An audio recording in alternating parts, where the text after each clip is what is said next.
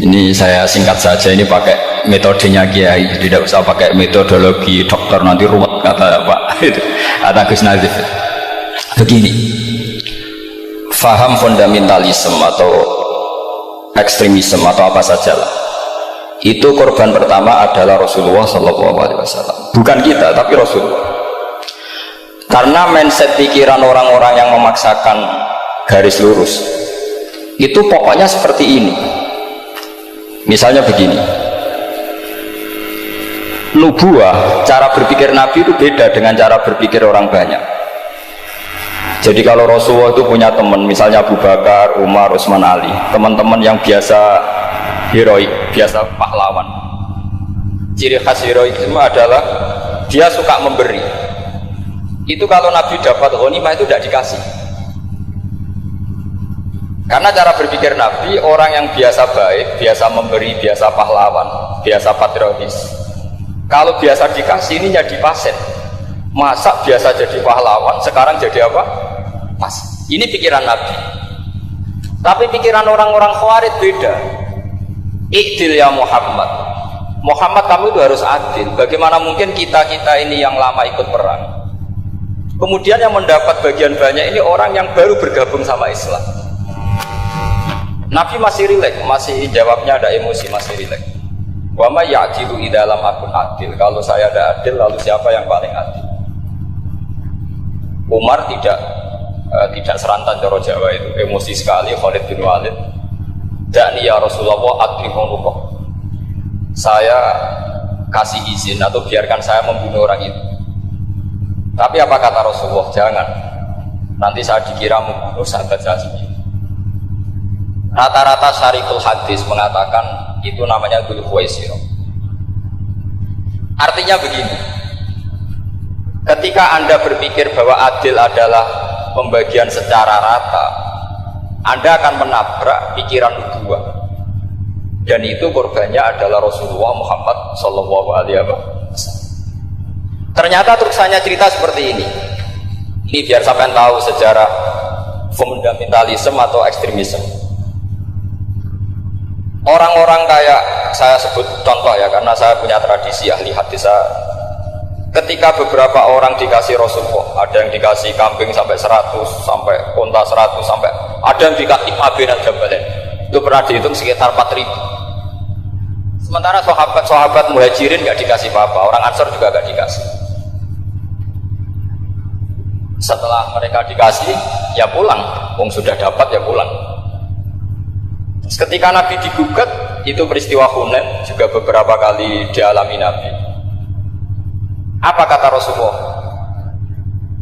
Ama tartona ayarji an-nasu bisyati wal ba'ir wa tarji'una antum bi Rasulillah sallallahu alaihi wasallam ila rihalikum. Dorong Jawa ngeten, lihat, mereka ketemu saya ini Nabi, saya ini Rasulullah, tapi mereka minta saya itu kambing. Setelah saya kasih kambing, ya mereka pulang. Bayangkan kalian orang Ansor, kamu pulang itu membawa saya, enak mana, untung mana, bawa kambing sama bawa Rasulullah. Baru orang Ansor nangis, Rodina ya Rasulullah, Rodina. Akhirnya Rasulullah ikut pulang, orang Ansor ke Medina. Orang-orang Bedui Mekah yang baru Islam sekarang ngurusi Rasulullah, sementara untuk wedus pulang. Saman milih jadi orang Bedui apa orang Ansor? Ansor. Sekarang ya seperti itu. Kamu biasa heroik, biasa ngasih kiai kamu, ngasih hadiah kamu, biasa ngasih ibu kamu uang. Ternyata ibu kamu setelah kamu kasih uang, dikasihkan adik kamu atau kakak kamu yang nggak pernah kerja, terus kamu marah-marah, ini tidak adil. Saya yang memberi nggak dikasih, ini yang nggak kerja dikasih terus. Loh, kamu biasa jadi pahlawan kok turun kelas menjadi apa? Pasien. Kamu milih jadi pahlawan apa pasien? Pahlawan. Jadi sebetulnya faham-faham ekstremis ini dari kegoblokan, berpikir nubuwah sehingga tidak punya rasa ibadah. Lah ini yang menjadi orang-orang ekstrim. Jadi korban pertama ekstremitas itu bukan sahabat tapi Rasulullah SAW, yaitu Nabi dibilangin oleh mereka, "I'dil ya Muhammad, kamu kalau bagi harus adil." Pikiran mereka kalau adil sama rata, sama rasa. Jadi kalau pakai pikiran itu, saya minum di sini itu haram, mau nggak ikut bikin kok minum. enak tamu, teko-teko mangan, sing masak kangelan urung mangan. Itu jadi edan bareng gitu. Itu sama seperti kasusnya Bahram Al-Majusi itu. Dia itu seorang raja kaya, punya anak cantik. Dipikir-pikir, anakku ayu dirabek nang liya rugi, sing gedhekno aku sing rumah aku dirabi wong liya. Maka dia berpikir mau dinikahi sendiri. Karena tadi melihat Mas Nadir ya orang Kenya tadi, apa Nigeria. Terus malah gak layak itu maksudnya untuk orang ini Mas Nadir ini termasuk harus mendukung gerakan tidak ekstrim. Nyawanya masih itu karena barokahnya beliau agak-agak gitu, tapi nggak sampai liberal ya, agak-agak pokoknya itu. Karena ketika ada gerakan ekstrim di Mesir itu termasuk dia DPO. Ternyata setelah ada intelijen, beliau pas buka itu nggak makan dulu tapi rokok dulu. Wah, ini mesti orang sekuler, nggak ekstrim. Akhirnya nyawanya sampai sekarang itu barokahnya rokok pas iftar itu pas. Saya tanya ini masih hidup, iya mas ya? Ya pernah sepuh sama saya. Jadi pikiran-pikirannya Bahram itu seperti itu. Walhasil akhirnya Bahram itu menikahi anaknya sendiri. Masyhur itu dalam cerita. Jadi ceritanya itu ada seorang wali tidur di Masjid Haram sama Rasulullah, ditemuin gitu. Terus kata Rasulullah, salam saya untuk Bahram Al-Majusi. Ternyata dicari-cari nggak ada Bahram lain kecuali Bahram yang berdua, bahkan anaknya sendiri mau dinikahi.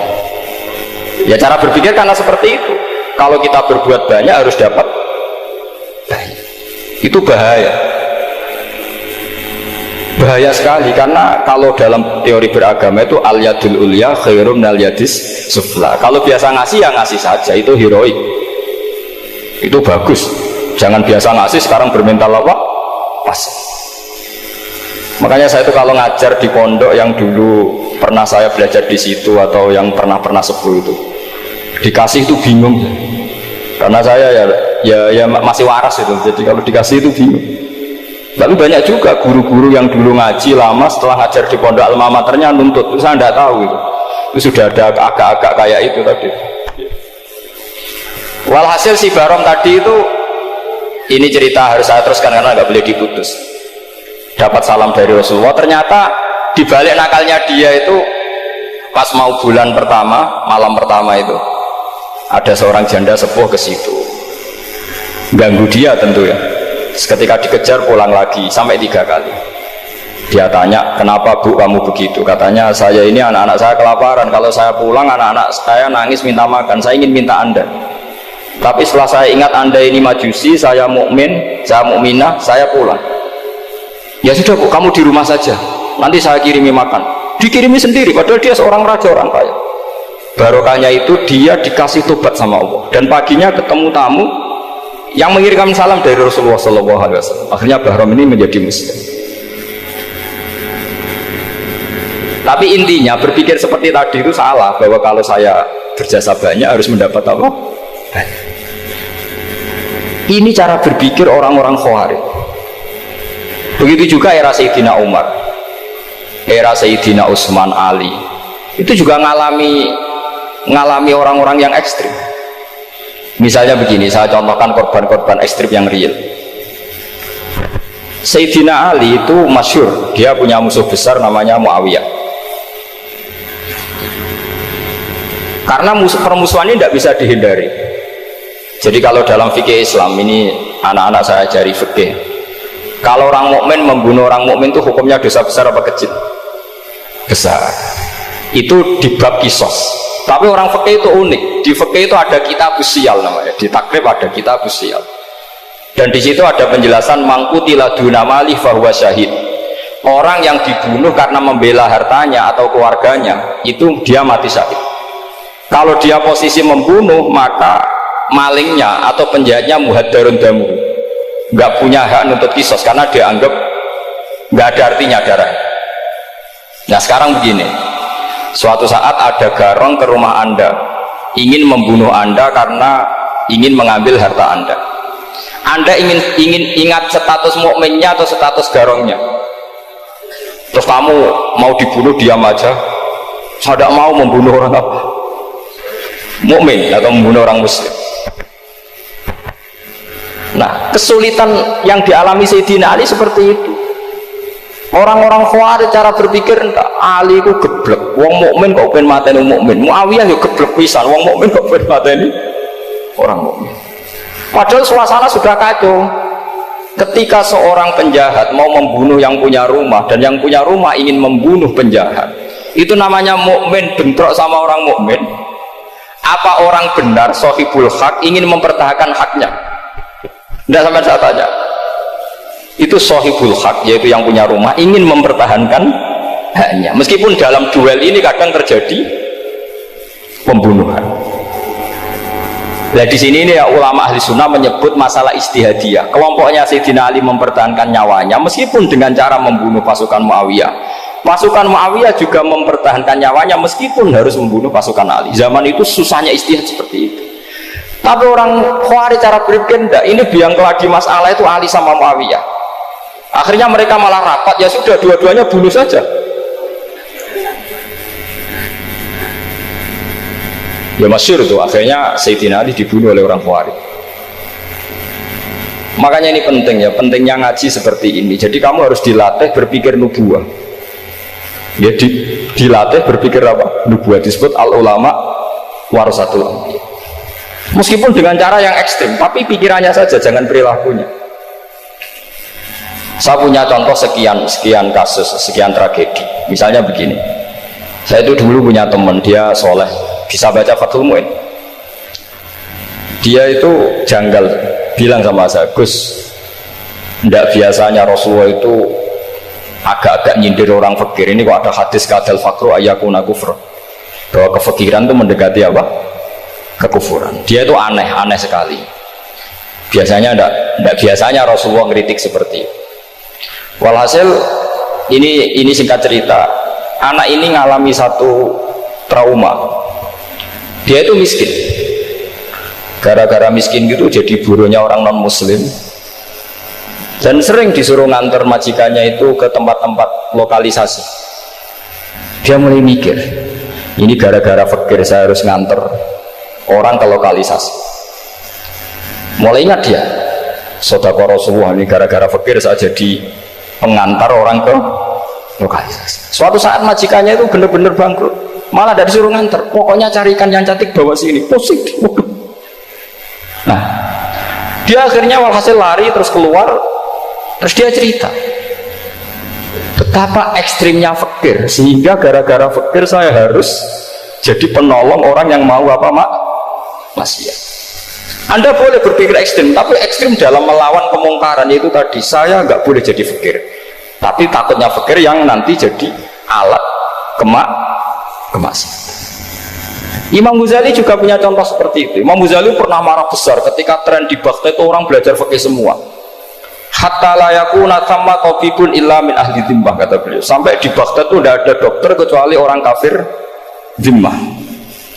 Akhirnya kalau ada ulama sakit, saya masih ingat pas kecil, kalau ada ulama sakit itu tidak boleh dibawa ke rumah sakit, takutnya ketemu dokter muslim, non muslim malah disuntik langsung apa? Mati. Akhirnya ulama saat itu berfatwa, orang Islam harus ada yang jadi dokter. Banyaklah gus-gus yang sekolah kedokteran. Yang masyhur seperti Sahal bin Abdul Fattah. Itu dulu putranya Ki Fattah yang menolong Mbah Mahfud saat sembunyi. Saking idolakannya Basal, anaknya dinamakan Sahal, tapi dia jadi dokter spesialis bedah. Begitu seterusnya urusan negara. Dulu itu orang jabat itu tidak boleh, karena jabat itu dekat dengan syubhat, dekat dengan haram. Tapi gara-gara pejabatnya non muslim, kalau bikin aturan ya ala non muslim. Ulama akhirnya sadar, andikan kita yang jabat pasti tidak seperti itu. Bisa bikin perda ini, bisa bikin pelaturan begini yang menguntungkan Islam. Nah, jadilah banyak pejabat yang sekarang muslim. Tempat-tempat maksiat diobrak-abrik sama Satpol PP macam-macam, kita untung. Tapi kalau orang-orang Khawarij pikirannya pokoknya pejabat itu dekat dengan haram, dekat dengan syubhat. Padahal dengan kita jabat bisa bikin perda atau apa yang menguntungkan Islam. Kemudian menjadi masalah baru secara fikih. Ini adik-adik dengerin biar kulino senam fikih. Kalau caleg soleh, misalnya Mas Nadif nyalek, ini tadi tak guyoni, mau jadi bupati ndak, kalau ya mau usah dukung. Jadi misalnya gini ya, Zaid sama Bakar, saya Bakar tuh orang soleh, mau jadi calon lurah. Dia tahu kalau dia lurahnya kampung lebih baik. Kalau yang jadi ini Zaid, itu kampung itu rusak karena dia suka dugem, suka macam-macam. Kemudian Zaid ini pasti jadi karena beli suara. Misalnya per kepala itu dibeli 50.000. Bakar ini kalau nggak beli suara kalah. Padahal dengan kalahnya Bakar artinya kemenangan kemungkaran. Itu zaman era Fathul Mu'in, muridnya Ibnu Hajar Al-Hitami. Ibnu Hajar muridnya Abu Zakaria Al-Ansori itu fatwa. Yang soleh ini wajib beli suara, bukan boleh, wajib beli suara. Nah, tapi ini namanya tidak nyuap, perlu dicatat. Ini namanya tidak nyuap. Jadi tidak bisa kamu kaitkan misalnya ar-rosi wal murtasi finnar. Yang nyuap maupun yang menerima suap adalah sama-sama di neraka. Tidak bisa seperti itu, karena logikanya dibalik. Sekarang Bakar ini beli suara itu untuk membeli kebenaran, untuk mengawal kebenaran. Zaid beli suara untuk menopang kebatilan. Berarti namanya Bakar ini penyuap atau pembeli kebenaran? Pembeli kebenaran. Harus dibedakan. Nah, ini pentingnya ulama. Memang nyatanya seperti itu. Yang dikatakan nyuap, riswah itu adalah membayar uang li'ibtalil haqqi, untuk membatalkan kebenaran atau membenarkan kebatilan, itu namanya nyuap. Tapi kalau mengeluarkan uang untuk menghakkan barang hak dan membatalkan barang batil, itu namanya uang perjuangan. Nah, ini pentingnya mikir. Jadi ulama itu mulai dulu sudah kreatif.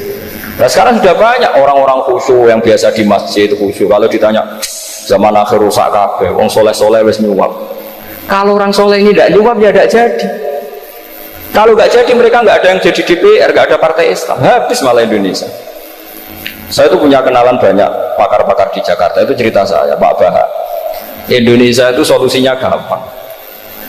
Kita ini punya Bali, punya Batam. Itu kalau Bali dimakaukan, Batam dikayakan Hollywood. Amerika kaya itu bukan karena hebat, pornografi dijual, tinju di Nevada itu dijual, di Las Vegas dijual, apa saja dijual. Kalau tidak kaya itu gimana? Sementara Indonesia mau aur-auran gitu, sungkan partai Islam. Sebenarnya Indonesia gampang, kalau ingin kaya Bali itu dikayakan Hollywood atau dikalahkan Makau jadi kota judi, Batam dijadikan kayak Las Vegas. Itu transaksinya pasti triliunan. Orang gamane wong muda dijual, judi dijual, orang tinju dijual. Tapi gara-gara ada partai Islam, nyari rumus solusi ekonomi itu ya enggak seperti itu. Akhirnya kangelan. Ya akhirnya rapati suka. Tapi barokah, tetap barokah partai apa? Yang menangnya caleg-calegnya rata-rata ya beli. Kalau udah beli ya habis. Saya bukan menghalalkan nyuap, enggak. Kalau nyuap tetap haram ila yaumil qiyamah. Tapi kalau suratul masalah seperti ini kamu mengatakan suap, itu beda. Ini suratul masalah yang tidak ada kaitannya dengan suap. Asal lawannya batil ya. Kecuali lawannya sama-sama hak. Dua calon di kampung itu soleh sama soleh. Ini yang soleh bayar nggak boleh, karena siapapun yang jadi soleh itu tidak boleh. Makanya kalau cari musuh yang dolim biar halal ya. Iya, saya pernah ditanya seorang dosen, Gus, saya ini kalau baca sejarah perang Badar atau perang Uhud, yang saya tidak nerima itu satu, kenapa setiap ghanimah harta orang kafir dan istrinya orang kafir kok disita orang Islam, dan yang perempuan jadi amat kemudian juga digauli orang Islam, yang hartanya orang kafir juga jadi asetnya orang Islam, kok kayak garong. Dia tanya seperti itu sama saya, terus saya jawab, kalau sampean ada garong dan kemudian bawa senpi, senjata api, kemudian garong Anda, penjahat Anda lumpuhkan, ya senpi itu harus Anda kembalikan. Monggo penjahat ini kagungan jenengan beto wangsul, karena ada milik Anda, harus dikembalikan. Wah, tidak bisa Bapak, kalau saya kembalikan pasti dipakai jahat lagi, dipakai kriminal lagi. Ya sama, kalau asetnya orang kafir dikembalikan ke orang kafir akan menjadi aset kekafiran lagi untuk menghancurkan kita. Nah perempuan juga sama. Perempuan itu alat produksi. Jika perempuan tadi dikembalikan ke orang kafir, maka kamu menolong populasi orang kafir. Ya seperti itu. Paham ya? Makanya disita dalam perang loh ya, tapi dalam perang yang legal. Nah itulah kenapa amat halal. Makanya di Quran itu illa ala azwajihim aw ma malakat aiman. Paling enggak itu masih ada ulama atau pemikir atau ustadz siapa saja yang bisa memahami logika apa? Islam.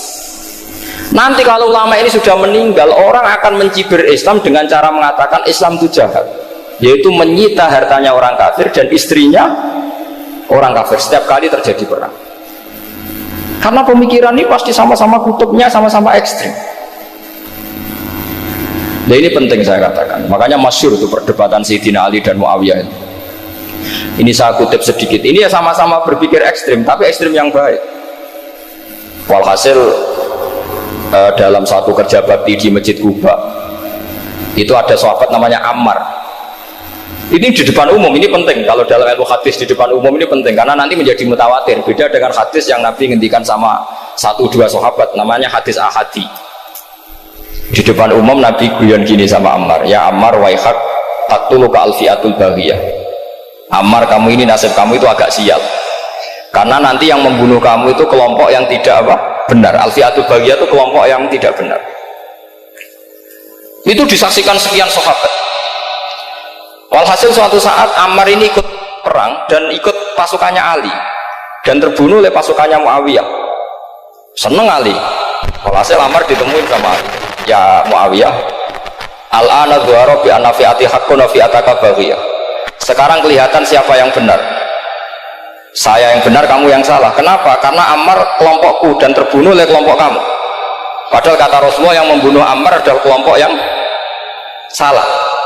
Tapi Muawiyah pintar sekali, dia jawabnya gini, laula kama kutila Ammar. Ammar terbunuh karena bela-belain kamu. Kalau kamu tidak nyuruh dia perang juga gak terbunuh kan?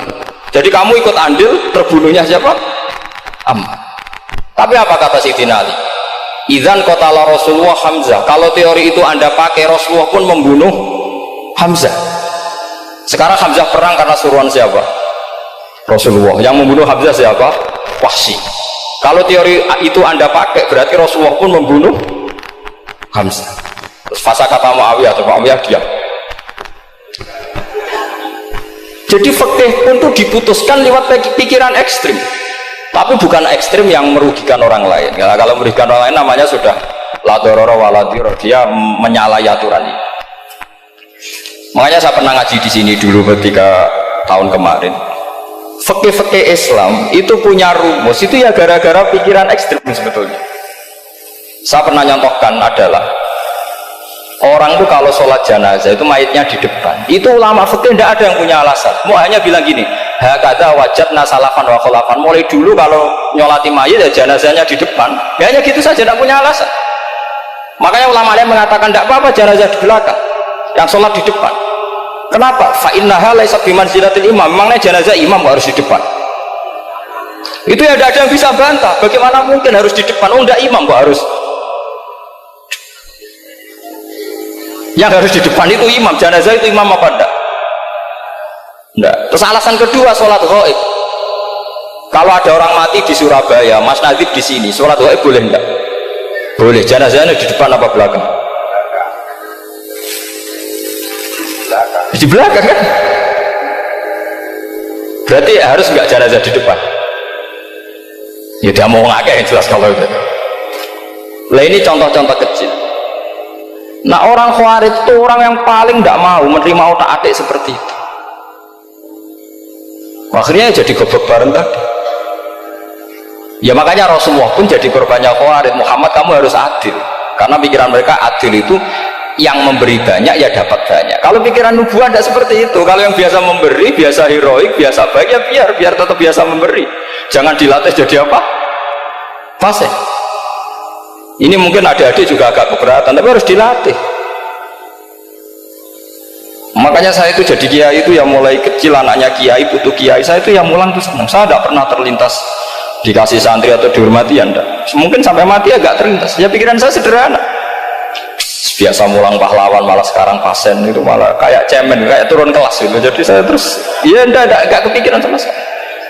Loh kalau saya minta sama Allah, karena itu atasan saya. Makanya ada ulama yang ekstrim gini, ini kisah nyata. Ada ulama alim datang ke seorang raja. Rajanya ini soleh padahal. Ternyata pas raja itu berdoa, ya Allah saya kasih ini, kasih ini. Padahal ulama tadi itu mau mengajukan proposal, mau minta apa gitu. Terus dia pulang, ketika ditanya, Pak Kiai kenapa pulang? Ternyata raja itu minta zat yang sama yang saya mintai. Kalau raja saja masih minta, ngapain saya minta raja? Saya akan minta zat yang dimintai raja. Terus pulang dia. Wah, itu ya pikiran ekstrim, tapi bagus ekstrimnya. Saya akan minta zat yang dimintai raja. Kalau sampean kan enggak, uteke saya les, sholat dinteni, tetap jalo. Oh, orang mikir seperti itu. Memang salah didik, salah itu tadi. Nah, ini harus dilatih. Masyhur itu ketika Nabi pas Fathu Makkah itu, orang-orang Ansor komentari Nabi gini, ketika Nabi sangat happy di Mekah, sangat enjoy di Mekah, kata orang-orang Ansor, amar rojul fa'adroka durok fatun fi ahli wa ulfatun fi asyiroti. Namanya orang pasti happy kalau di kampung halaman. Jangan-jangan Rasulullah itu nanti hidup di Mekah lagi, karena Mekah sudah dikuasai orang Islam. Beliau pasti kangen sama keluarga, sama Mekah. Tapi ya sama, ketika Rasulullah mulai ngasih itu, orang-orang Quraisy dikasih banyak, orang Ansor juga pikirannya seperti itu. Baru orang Ansor dilatih pikiran nubuwah, yaitu tadi mereka itu dapat kambing, dapat sapi, terus pulang. Kamu mendapat saya, milih mana? Milih Rasulullah Shallallahu Alaihi Wasallam. Sekarang kamu saya balik, kamu punya kiai, kamu bisa memberi hadiah, memberi beliau.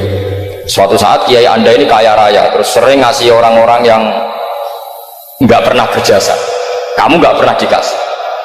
Itu kalau pakai pikiran khawarij, kiai ini salah karena ngasih orang yang tidak berjasa.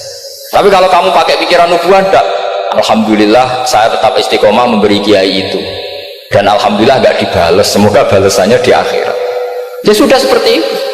Kalau pakai pikiran gengsi tadi seperti itu, masa biasa memberi sekarang posisi diberi, saya rak turun kelas. Jadi sebetulnya pikiran ekstrim itu boleh, tapi untuk yang seperti ini bukan ekstrim tadi. Makanya ini disebut al-hujjat. Al-hujjat itu satu logika yang bisa mematahkan asumsi awal. Ini saya harap santri-santri matolek mau putra maupun putri berpikir seperti ini, sehingga sama. Jadi misalnya sekarang dibalik, kalau ada orang NTT yang masih non muslim, itu orang kafir yang harus dibunuh atau orang kafir yang harus didakwai? Mesti pikirannya itu, kalau Nabi itu ya semua yang didakwai Nabi dulu orang kafir. Nah, ketika Nabi di Mekah itu pertama ketemu orang kafir itu dibunuh atau didakwai? Didakwai. Ya berarti pilihan sekarang ya didakwai, bukan dibunuh.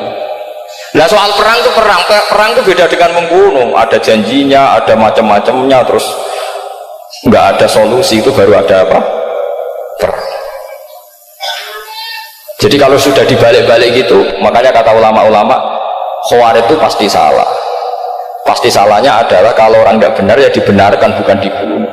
Kalau setiap orang kafir dibunuh, Nabi kapan jadi nabinya? Karena orang kafir habis. Jadi metode bil hikmati ada, metode hasanah ada, karena orang kafirnya sudah mati.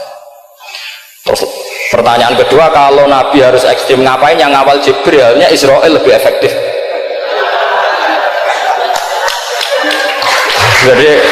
Jadi kalau sama-sama ingin ekstrim, Nabi itu nggak usah dikawal Jibril, kan tidak efektif kan? Harusnya yang ngawal itu siapa? Israel. Kan nggak repot. Nah, jadi saya mohon ini saya cerita. Jadi korban pikiran ekstrim itu bukan siapa-siapa. Pertama itu Rasulullah. Akhirnya Rasulullah menjelaskan, ya beginilah cara berpikir nubuwah. Jadi saya kira demikian. Nanti mungkin kalau ada tanya-tanya, ada pertanyaan. Yang jelas kalau seputar ekstremitas itu bisa latihan. Ya sebenarnya bisa latihan di fikih. Karena fikih ini cerminan dari pikiran ulama. Ya, cerminan dari pikiran apa ulama yang tidak tekstual. Ya, seperti gini ya. Tasaddaqa Rasulullah so'an min tamrin au so'an min aqidin.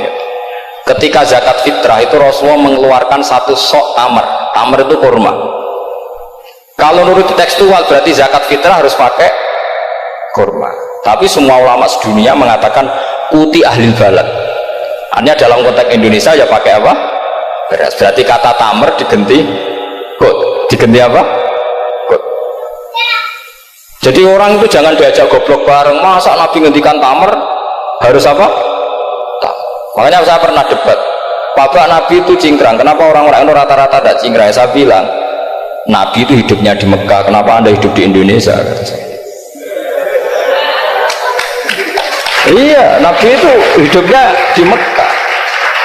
Terus saya tanya lagi, Nabi itu hafal Quran, kamu udah hafal? Saya hafal Quran. Kalau cingkrang gampang, karek ngetok kata saya. Iya, kalau ada sunnah Rasul, Nabi hafal Quran, enggak hafal kan? Berarti kalau ikut sunnah Rasul, hafal Quran. Jangan cingkrak kok, ya hafal apa? Ya sama poligami juga gitu ya. Tadi diceritakan Mas Natif itu. Nabi itu poligami setelah Khadijah meninggal. Apa mereka mau nunggu istri pertama meninggal? Kalau ingin persis loh. Kalau ingin persis nunggu istri pertama meninggal. Iya. Tidak mau juga kan? Ya biasa saja lah. Pokoknya yang dihalalkan syariat ya kita bilang halal, yang diharamkan kita bilang apa? Tidak usah sok isi sunnah Rasul. Saya punya banyak cerita. Abu Bakar itu dulu sering menghindari sunnah Rasul. Dulu Rasulullah itu kalau ada orang minta ya dikasih. Ketika era Abu Bakar bikin Baitul Mal. Ketika ditanya ini zaman Rasulullah tidak ada, kata Abu Bakar, huwa Rasulullah. Beliau itu Rasulullah. Bahwa nggak di-manage ya negara tertib. Umar bikin pasukan itu diangkat negara. Kalau dulu zaman Nabi yang ikut perang bahaya, yang enggak perang namanya munafik. Era Umar enggak, militer itu ditunjuk, ya digaji pakai Diwanul Murtaziqah. Ketika ditanya kenapa ada kayak Rasulullah, gua Rasulullah mbok enggak tertib pun tetap negara stabil, karena ada karismanya.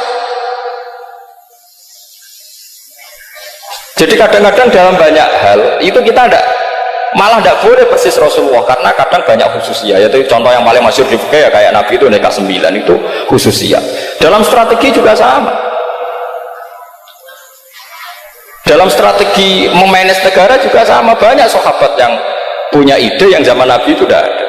Ketika ditanya kenapa tidak persis Nabi, katanya huwa Rasulullah. Ya Rasulullah itu meskipun seperti itu, meskipun tidak tertib secara rasional, tetap dikawal wahyu, makanya negara baik-baik saja. Kalau saya ini hanya Abu Bakar, kalau enggak ya repot. Umar ya sama, bikin Diwanul Murtaziqah.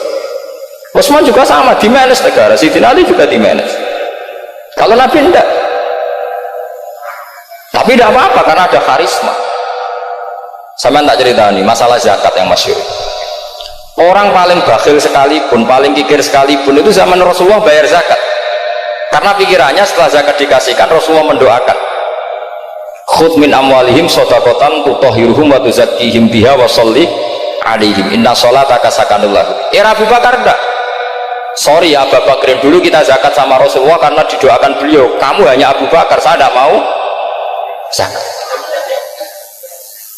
Ya sama lah seperti orang dipimpin ulama-ulama karismatik. Orang dipimpin Badullah itu tidak usah metai, santri sudah nurut. Dipimpin Manazif gak bikin pelaturan, habis pondok. Kalau nggak ngancam, nggak gini, ditakzir, nggak gini, habis. Zaman Badullah dehem tok santri wedi.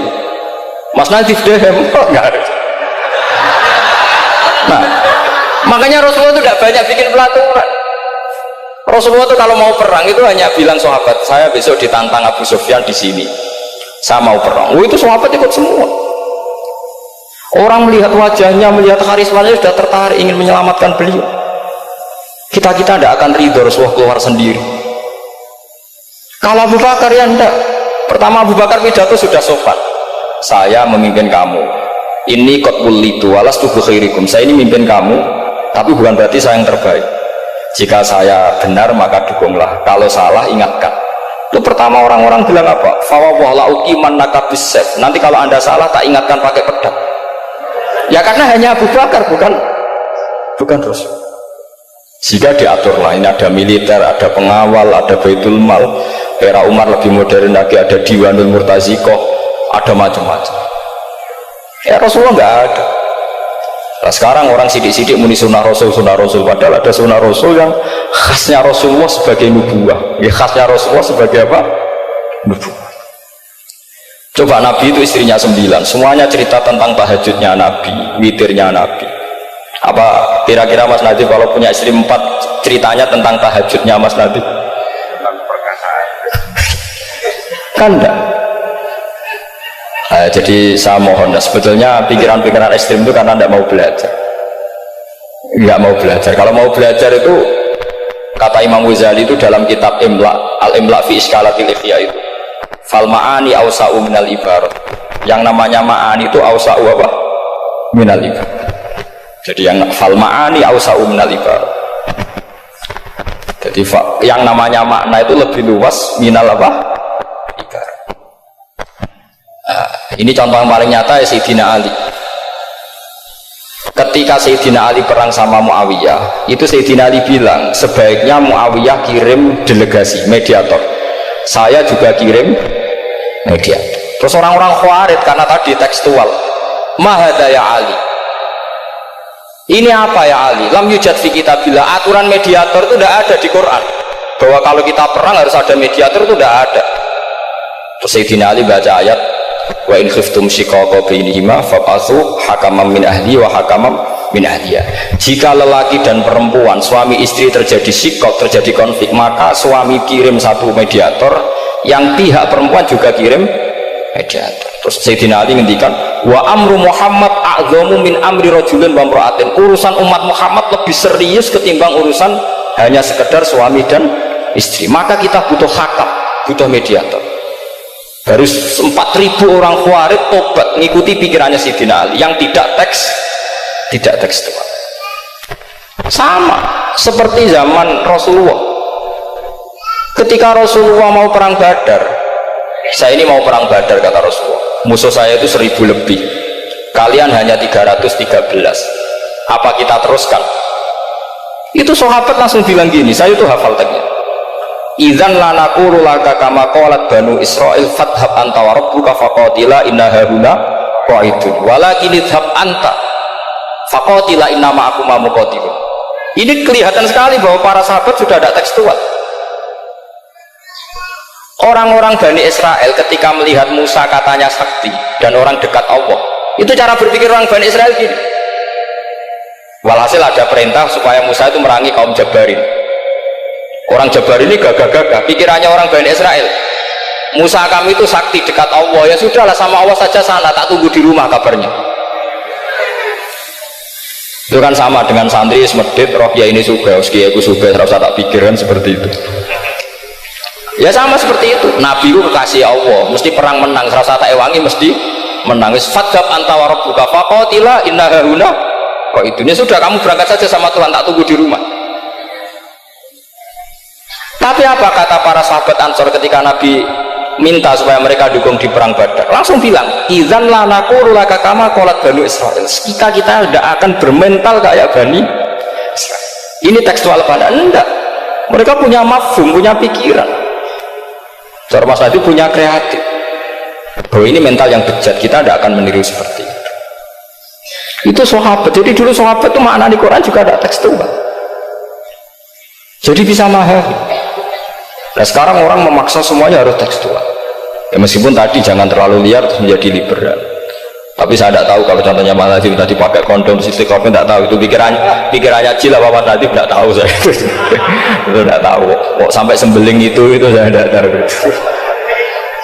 Kok lagi juga kalau tidak bisa nyontohkan yang di luar itu, saya itu ya tidak tahu. Mulai dulu ilmunya seperti itu terus. Saya tidak tahu lagi. Jadi mulai dulu zaman Nabi pun itu sudah ada pikiran-pikiran seperti itu. Jadi tekstual atau harfiah itu ya enggak.